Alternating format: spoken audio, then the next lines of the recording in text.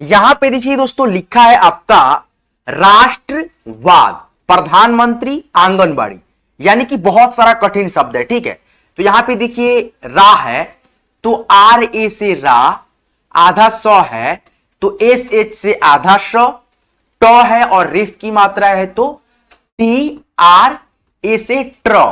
ठीक है, राष्ट्रवाद, तो यहां पे लिखेंगे भी ए से वा, डी से द, राष्ट्रवाद हो गया। ठीक है, राष्ट्रवाद। तो यहां पे देखिए कितना, यानी देखिए छोटा शब्द है, ठीक है, लेकिन देखिए इसका इंग्लिश इतना बड़ा हो गया भाई, इतना बड़ा।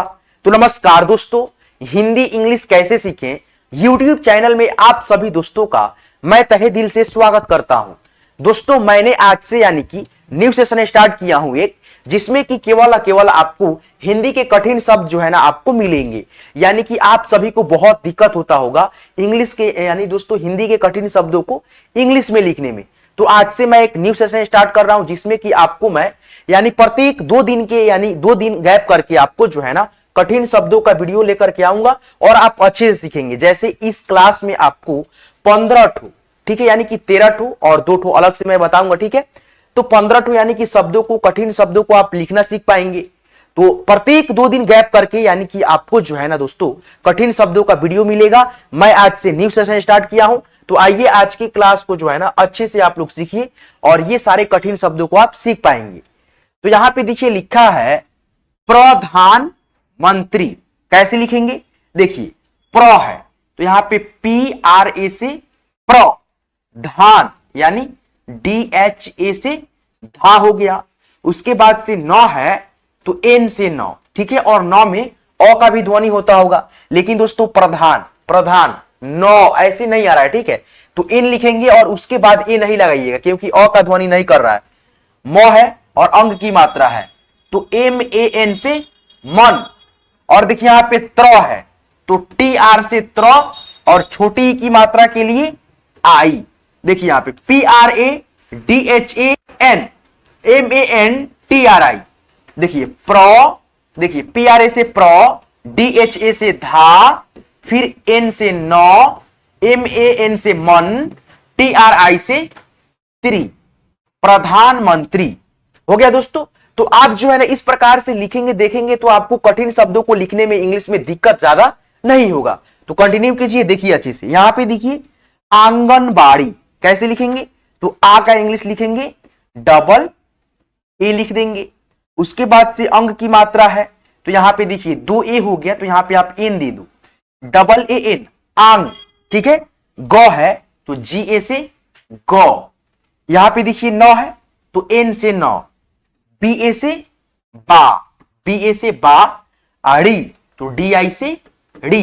देखिए यहां पे आंगनबाड़ी, डबल ए एन से आंग, जी ए से गौ, एन से 9, बी ए से बा और डी आई से डी, आंगनबाड़ी। ठीक है, तो इस प्रकार से आपको मैं बहुत ही अच्छे से आइए ना समझाते हुए चलता हूं। तो दोस्तों प्लीज यार वीडियो को लाइक करते हुए सारे दोस्तों को साथ शेयर कीजिएगा, यानी उन दोस्तों को साथ शेयर कीजिएगा ताकि उनको भी यानी कि सीखना है इंग्लिश पढ़ना लिखना। ठीक है, यहां पे देखो लिखा है कार्यकर्ता, तो यहां पे देखिए रेफ की मात्रा है। क्या है दोस्तों? ऊपर जो देख रहे हैं आप ये रेफ की मात्रा है, ठीक है। और इसके लिए हम लोग यानी कि ऐसे अगर रहेगा किसी भी अक्षर पे तो इसको बोलते हैं हम लोग रेफ की मात्रा, और इसका जो इंग्लिश होता है आर होता है। क्या होता है? आर होता है। और ये जिस शब्द पे लगेगा यानी जिस अक्षर पे लगेगा, जैसे कि मान लो यहां पे लगा है य पे, तो य से पहले र का उच्चारण आता है। कार्य मतलब कार्यकर्ता। क्या है दोस्तों? कार्यकर्ता, कार्यकर्ता। तो हम लोग जो है ना रेफ की मात्रा का इंग्लिश कोई भी अक्षर पे लगे उस अक्षर से पहले र का उच्चारण होता है और र का इंग्लिश आर लिखेंगे। तो यहां पे देखिए का, तो का इंग्लिश पहले लिखेंगे के ए से का, उसके बाद से रेफ की मात्रा का इंग्लिश आर है तो यहां पे आर लिख दो। उसके बाद से य का इंग्लिश वाई लिख दो और ए यहां पे बैठा दो क्योंकि य में अ का भी ध्वनि है। क है तो यहां पे के लिख दो, कार्य क, उसके बाद से रेफ की मात्रा फिर है तो यहां पे आर लिख दो, और त है तो यहां पे टी लिख दो, और आ की मात्रा है तो ए लिख दो। कार्यकर्ता यानी के ए आर से कार, वाई ए से य, के आर टी ए, कर्ता, कार्यकर्ता, ऐसे। ठीक है, उसके बाद से मुख्यमंत्री कैसे लिखेंगे? देखिए यहाँ पे कितना सिंपल है।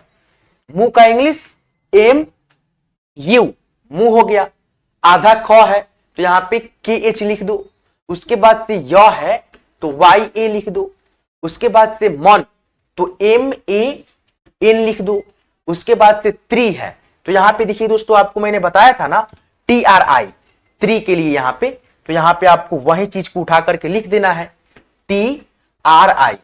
मंत्री हो गया, मुख्यमंत्री, मुख्यमंत्री। ठीक है, देखिए कितना अच्छा से आप लोग समझते चल रहे हैं। ठीक है, यहां पे देखिए राष्ट्रपति कैसे लिखेंगे, देखिए यहां पे आर ए से रा, उसके बाद से आधा सौ है तो एस एच लिखेंगे।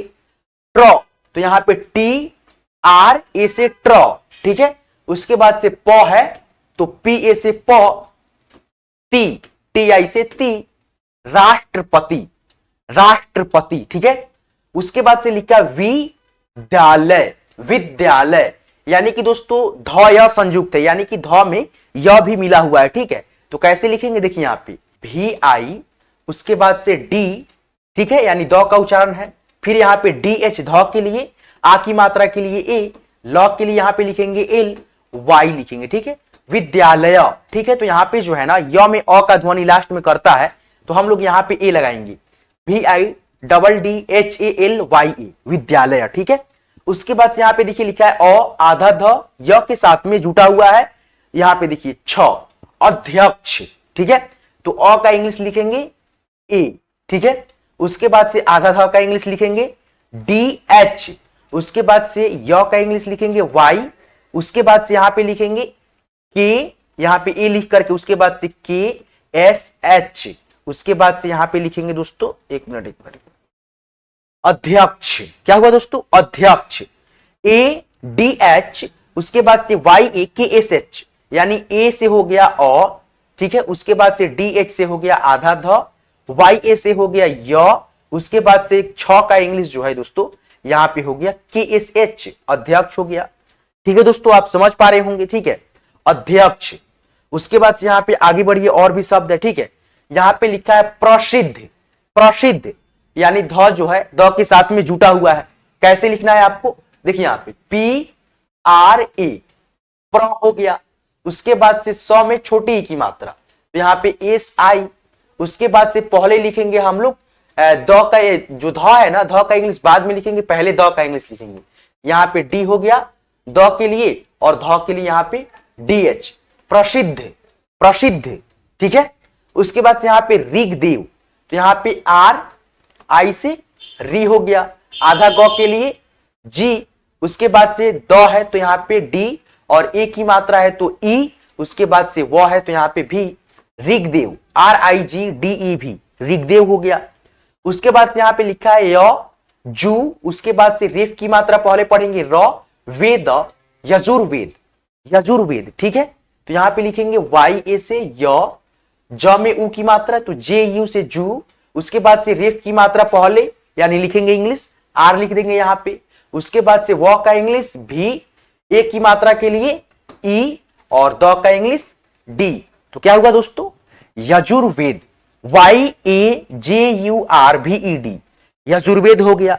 उसके बाद से यहां पे देखिए लिखा है प और रेफ की मात्रा पहले पढ़ेंगे र, पर्यावरण, पर्यावरण। ठीक है, तो यहां पे लिखेंगे पी ए से प, उसके बाद से रेफ की मात्रा का इंग्लिश आर, य का इंग्लिश लिखेंगे वाई, आ की मात्रा का इंग्लिश लिखेंगे ए, और दोस्तों व में अ का ध्वनि है तो भी ए से व, और दोस्तों र का इंग्लिश लिखेंगे आर, उसके बाद से अ का इंग्लिश लिखेंगे ए लिख करके एन। ठीक है, पी ए आर वाई ए भी ए आर ए एन, पर्यावरण, पर्यावरण। ठीक है, उसके बाद से यहां पे देखिए लिखा है उपस्थित, उपस्थित। ठीक है, यानी जो स में है छोटी ई की मात्रा दोनों में यानी उच्चारण होगा उपस्थित। ठीक है, तो यहां पे लिखेंगे उ का इंग्लिश लिखेंगे यू, प का इंग्लिश लिखेंगे पी ए से प, उसके बाद से स का इंग्लिश पहले लिखेंगे एस।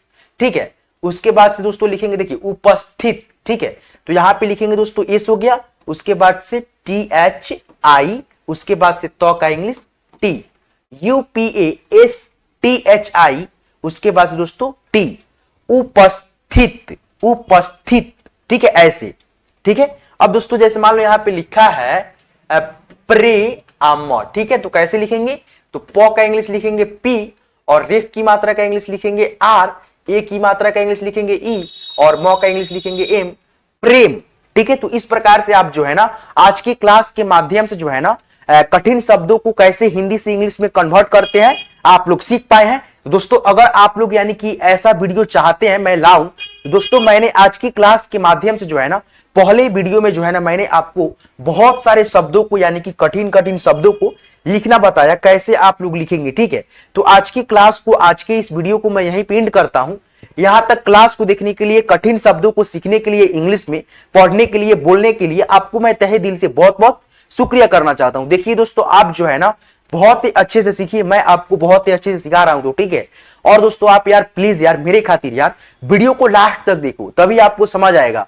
नहीं तो यार 2 मिनट देखते हो, 4 मिनट देखते हो, भगा भगा कर देखते हो, स्किप करके, तो वैसे कभी नहीं देखो। ठीक है, बिल्कुल शुरुआत से देखो, अच्छे से देखो। चलिए धन्यवाद, फिर मिलते हैं किसी नेक्स्ट वीडियो में नेक्स्ट टॉपिक के साथ। तब तक के लिए आप अपना ख्याल रखेंगे। धन्यवाद।